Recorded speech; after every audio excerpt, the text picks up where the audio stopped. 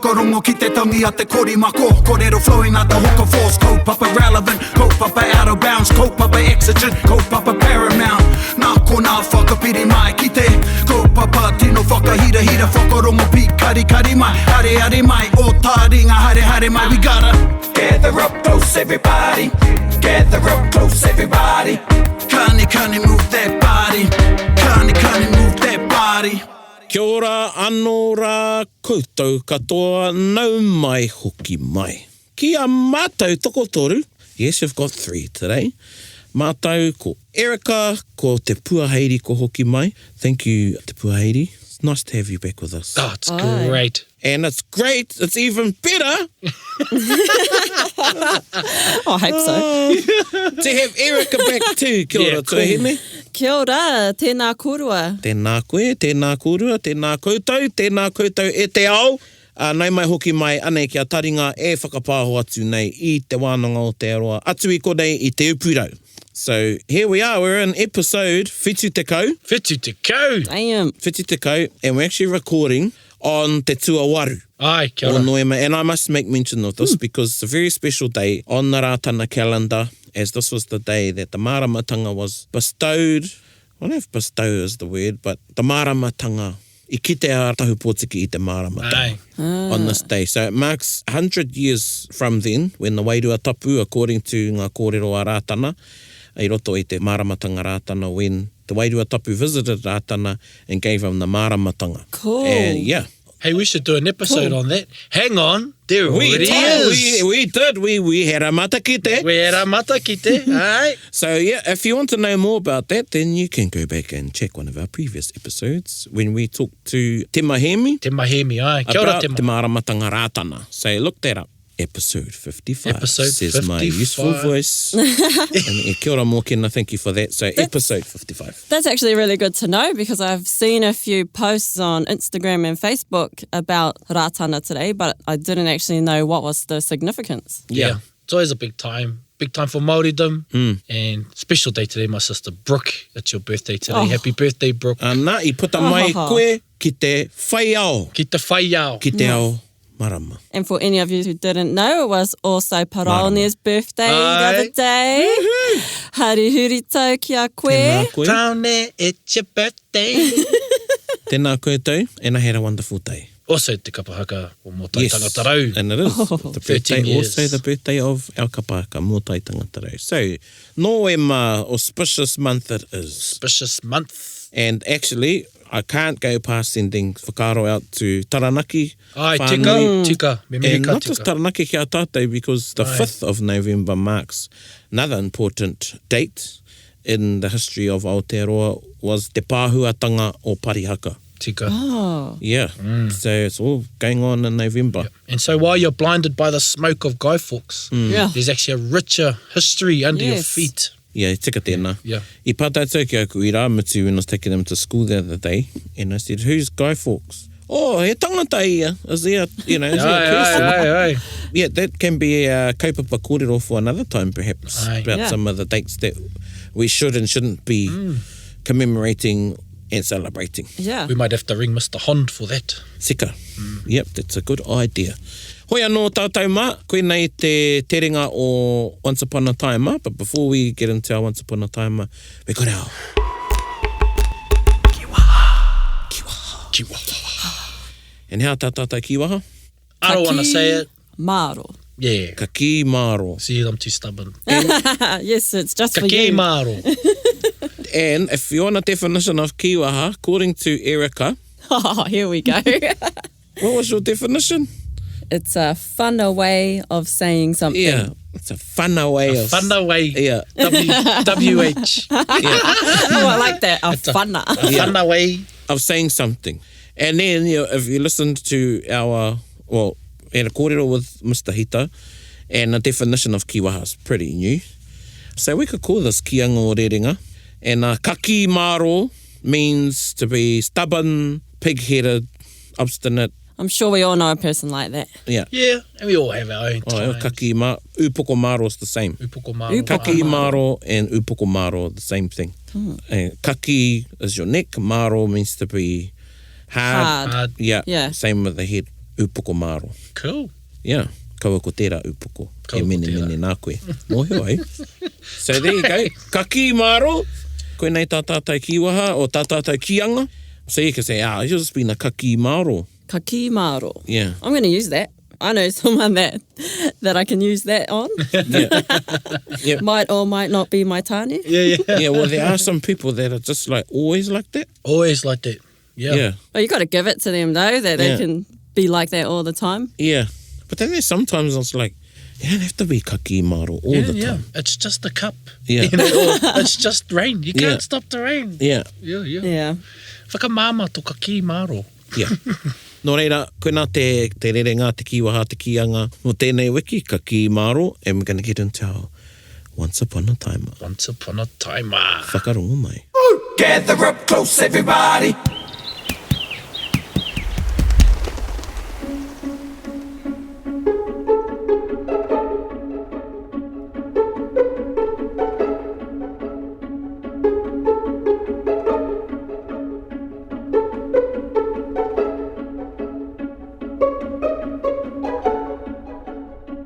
Once upon a Taima, in the sparkling blue of Te Moana Nui a Kiwa, on the Moutere of Hawaii, we find the great navigator, Kupe, preparing for his famous long voyage.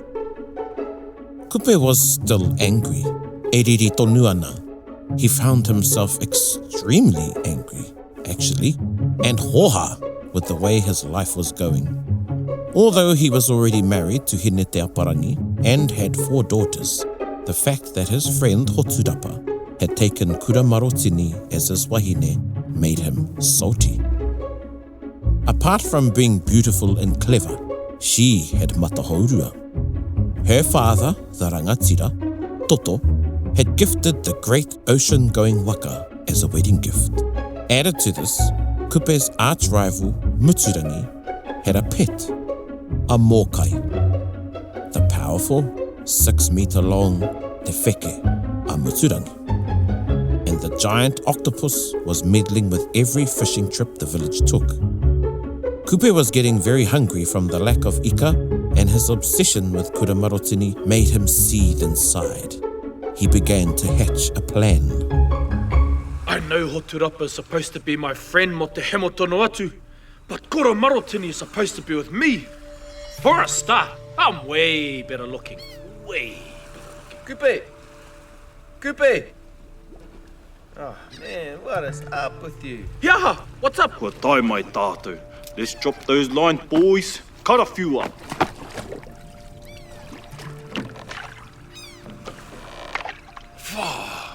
Can you feel that?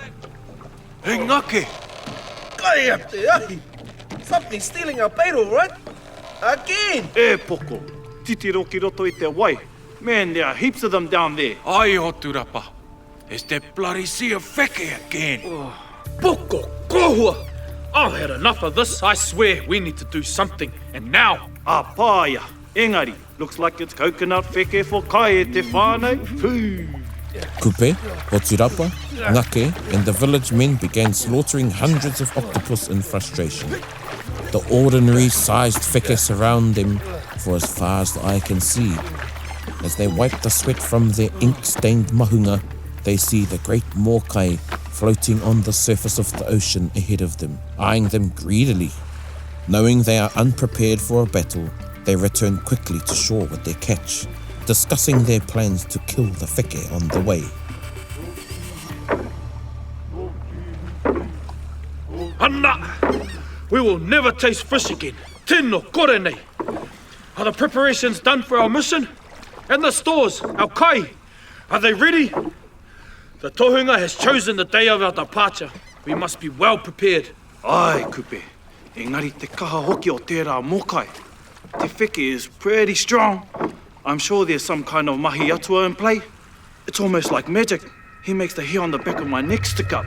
Ai, marika, Hoturapa. Whenever Kupe and I have had an advantage, he dives deep. We'll need a powerful karakia to keep him on the surface. Aye, hoa. And if we're ever to catch up with him, we'll need to be prepared for the long haul. Or he'll have us exhausted in the middle of the ocean with kore he kai. Nothing to eat. Aye, Kei te hea hau ki te whakamate I tērā wheke. I want him dead. Hoturapa, have you sussed our ride? Ai, kei kona, katoa hau. I'm with you all the way, my brother. Kura Marotiri is tika with Te Mata Haurua. She'll be there with me, of course, Yes. as well as sisters and cousins. Ai rā. I have my crew ready. Me koe, ko reri koutou. Aye, we have tā whirirangi at the ready. Engari, te toia, te haumatia. We will achieve nothing without a solid plan and food to last. Soon the chosen day arrives. Kōreri te kai. The dried food stores have been loaded. The finest toa are on board Matahaurua and Tāwhirirangi.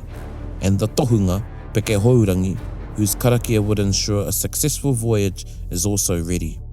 Everyone is pumped to finally see the great Mokai skewered and the sea blackened with the stain of giant wheke.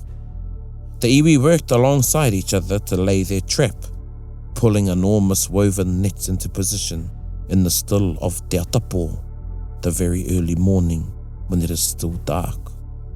The water was deep and the job was somewhat difficult. Ho! Ho! What? Look. Wait, what was that? What? He maroro kokoti ihu waka. Was that a flying fish I just saw? There it is! Where? At the ihu of Matahaurua. Ngake!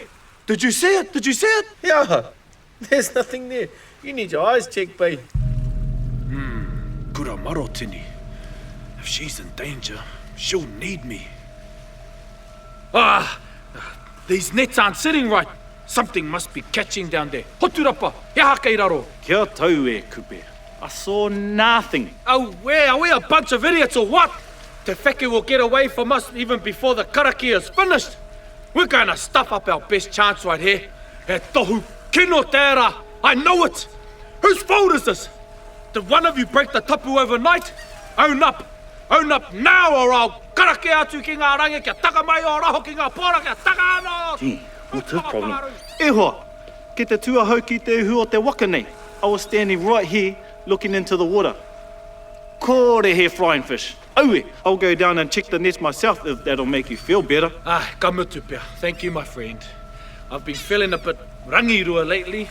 Oh, it must be their batch of auntie's fermented coconut juice that's giving me flashbacks. You know, 1 minute I'm eating tuna and then it turns into wheke kōpiro. I think I might need a bit of a lie down.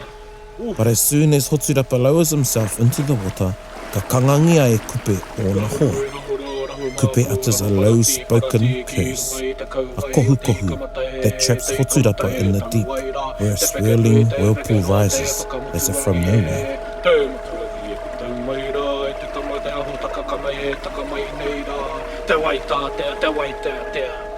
A shrill wail escapes her lips as Kura Marotini realizes that Hoturapa is unable to resurface.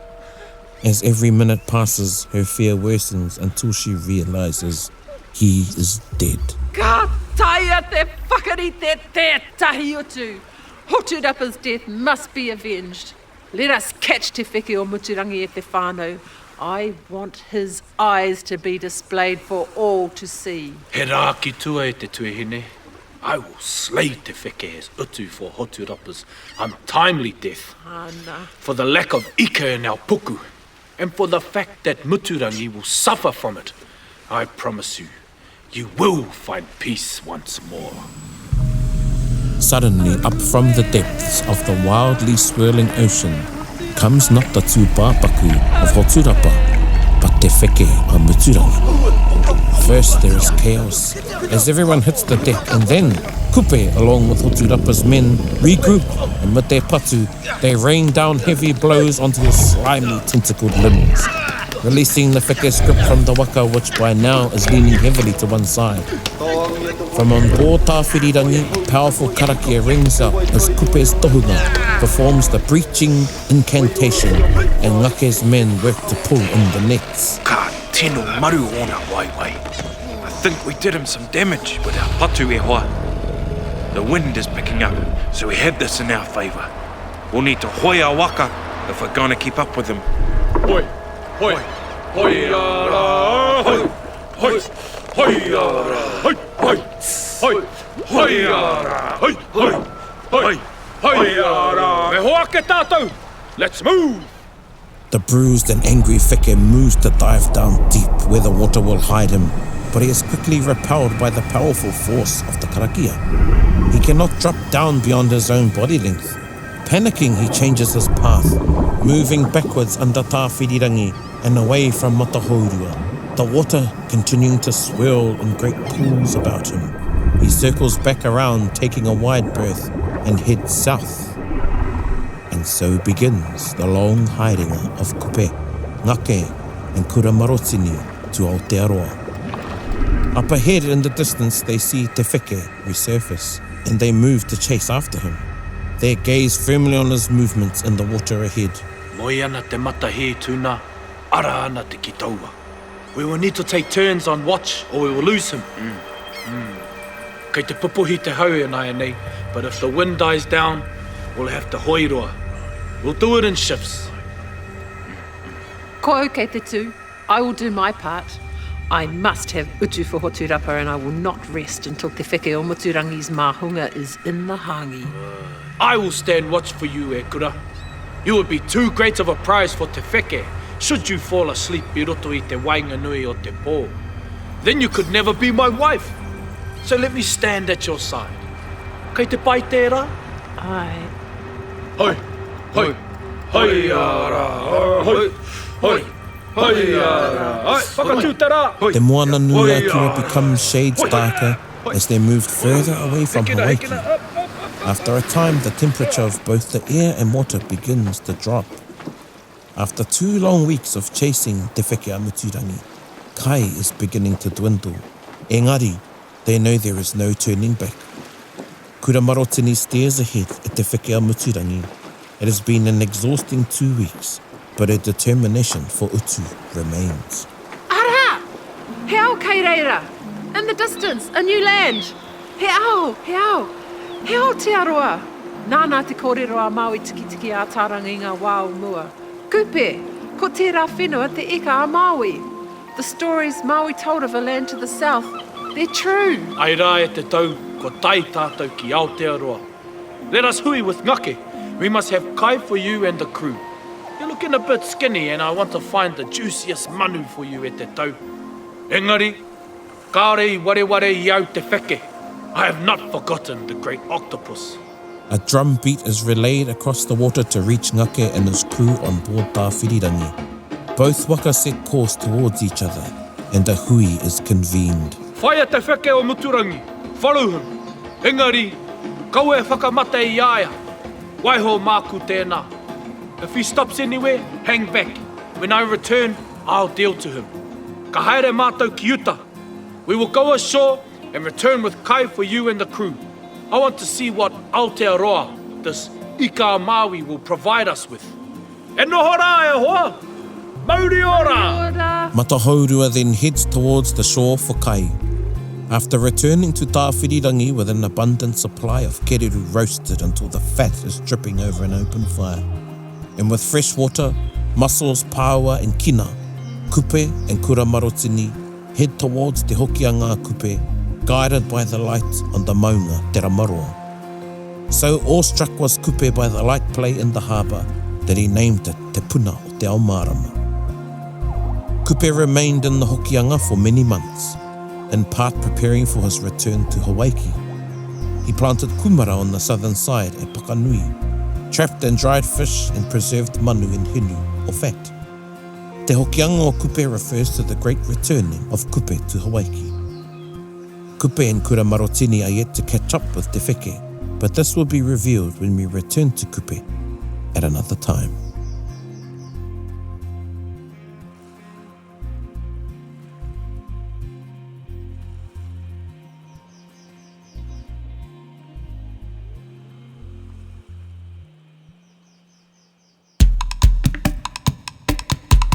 Kupe!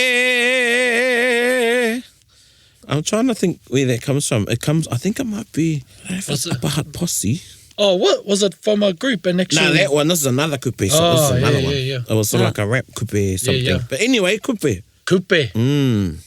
Yeah, and like all of the kōrero tuku iho, there are variations Tika. about Kupe and the kōrero pertaining to him coming to Aotearoa and his deeds while he was here in Kupe. Ai, tika. Yeah. So, koina. I heard a really interesting concept about the wheke from, you guys all know him, Dr. Phil.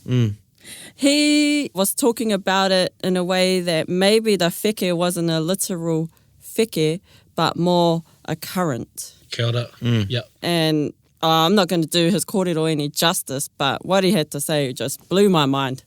I love how Māori stories can take something like scientific and then turn it into a really cool story that carries on through the ages and we remember it. Tika, yeah. It's a whana way. Yeah, a whana. I'd agree with that. Most of our kōrero tuku iho, you have the kura huna of the kōrero tuku iho, which is the deeper meaning in relation to that kōrero. So yeah, Kupe is one example of that. Mutirangi has been likened to the sun in some of the stories. Oh, yes. That he's actually a metaphor for the sun. Yeah.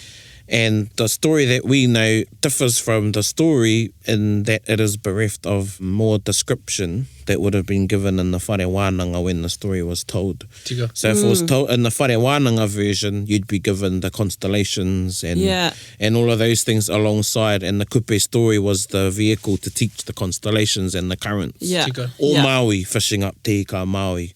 Yeah, so there's lots of kōrero tuku iho like that. And if you look back on Greek mythology, it's the same. It's the same. So they have their... I'm getting into listening to... I've always been into Greek mythology. Same. I feel like there's a few similarities between their Absolutely. atua and our atua. They started with their first two atua, or the... Not even primordial, I guess it's even before then, is what we would say te pō and te kore. Ai. And in Greek, it's the night and the dark. And night in the dark, yeah. Koina te timatanga o te ao. And ka heke ki a Uranos, rangi nui, rawa ko Gaia, papatua nuku, same. Gaia. Same thing.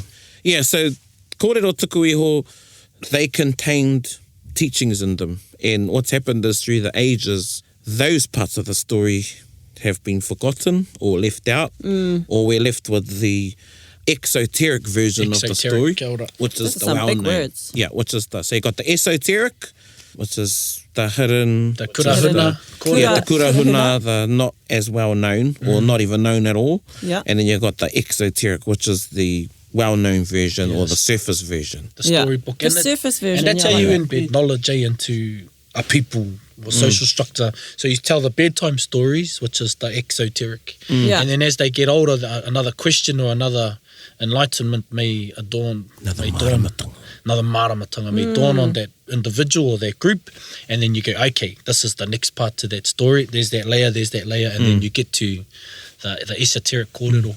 And I guess, too, that's also a more whana way of explaining something. Koina, exactly. And that, it had to be because we were oral, we taught our traditions and everything orally. While whakairo and other art forms were an aid, you still needed the person that knew the kōrero, Yeah, and they were enabled to make those particular carvings or symbols wherever they were in our art forms. They were able to make them talk. But alone by themselves, you would not be able to read them. Aye. Yeah. You still need the kai kōrero to decipher the... Yeah. That's right, because I go to art exhibitions and things all the time, and sometimes you'll see a painting and it might be lots of blurry colours or whatever, and it might look okay and you're like, oh yeah, that's cool, but you don't pay too much attention to it because you don't know what it means. So I love it when there's a whakamarama next to it and it'd be like, oh, this is that, and then I read it and I'm like, oh, that's amazing. Well, if you see something, say like if it's Māori art or what we perceive as Māori art, and you understand the artist as mātauranga Māori, you can almost understand their real view as well through, whakairo and those other mediums as well. Yeah, it's pretty cool to understand it. But that's how kōrero is handed down. There you go, and we've had a good kōrero about it. Yeah. Koina te wāhanga tuatahi o Kupe, and there'll be other kōrero to follow. Kia ora. About Kupe and his deeds, further deeds in Aotearoa. Mostly te upoko a Maui, ki taku mōhio. Te upoko o te ika a Maui. Upoko i te ika, ai. Yeah. And it get a bit blurry in there about where he was and who, Everyone's put a thumb in that pie. Yes, even in this story about Kuramaro tini and hene te aparangi. Hene te aparangi, yeah. There's also some debate there about who said it. Was it hene te aparangi? Was it kura marotini? Like Muriwai Wairaka Geite, so that type of kōrero. Koina te- because before heading south of the wall, I thought Kupe just come from Hokianga. You know, because that's part of our pepeha, Kupe te ariki. Yeah. Yeah. So koina nā kōrero o Kupe. And that leads us into te waiata o te wiki e pāna kia Kupe whakarongo mai. Te reo pari ka rangaranga o te aroa whakarongo mai. Te reo pari ka rangaranga o te aroa whakarongo mai.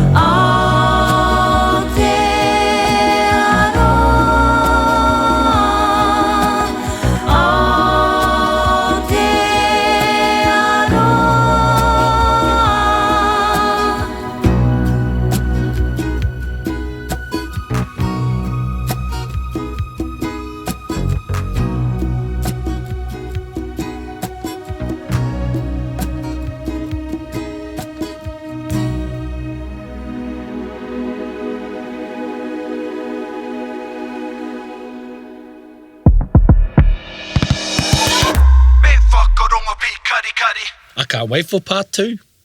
Yeah, me too. The thing is, where does part 2 take you to? Because there's so much kōrero about Kupe. Could you describe Kupe as a kaki maro?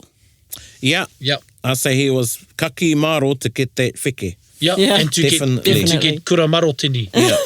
Yeah. Yeah, so definitely kaki maro. Yep. And Alright. we have Kupe to thank for that. Tika. I think you have to have a bit of kaki maro, you know, to lead a whole waka. Yeah. To traverse the Traverse moana, the ocean, you know, yeah. to be steadfast in what you think is what you're going to do, you know, that this is what I'm doing. Yeah. So I think there is a characteristic of that in each and all of us when we're determined Definitely. to do something. Yeah. We need that kaki maro at 5:30 in the morning when we're getting up to go to the gym. Yep. Kaki maro to Yeah. walk I could past do the with that. bakery. Kaki maro. Anei mātou e mihi atu nei kia koutou. Again, engage with our Facebook page. We appreciate all the messages too. And yep, spread the word. Taringa is out there, but it can be out there even more. Can be out there even more. And in Always terms more of audience. Yeah, in terms of iwi o te wiki, if you've got someone go, hey, you haven't talked about my iwi yet, you know, post it up, and then perhaps you could find a kai kōrero for that as well. Yeah. Yeah, and actually... Open for suggestions. Yeah, and I want to do a shout out to te whānau o ki te Waikaukau, Koutou Waikare Moana here. I've got that Taringa has got a bit of a fan base out there. Choice. Oh, man. So Hey, tēnā Hara. koutou Waikare Moana, here we are mentioning Cuba and, you know, Germany, hei aha, Hei aha. Yeah. Engari anō te Waikoukou, so e mihi Kia ana ora, kia koutou. koutou o haumapu hia. Ai, Nei. koia. E nā, ko mātou e nei, e mihi atu nei kia koutou. Tēnā koutou. Bit whakaronga pi kari kari. Gather up close everybody buddy. Taringa, taringa, taringa. Yeah, tahuri mai ki o. Whakarongo ki te tangi a te korimako. Korero flowing at the hook of force. Kaupapa relevant, kaupapa out of bounds. Kaupapa exigent, kaupapa paramount. Nā ko nā whakapiri mai ki te. Kaupapa tino whakahira hira. Whakarongo pi kari kari mai. Hare hare mai, o taringa hare hare mai. We gotta gather up close everybody. Gather up close everybody. Kani move that body. Kani move that body. Taringa, he mea tuku nā te wānanga o Aotearoa. To listen to more episodes, search for us on your podcast app and subscribe. Taringa, whakarongo mai.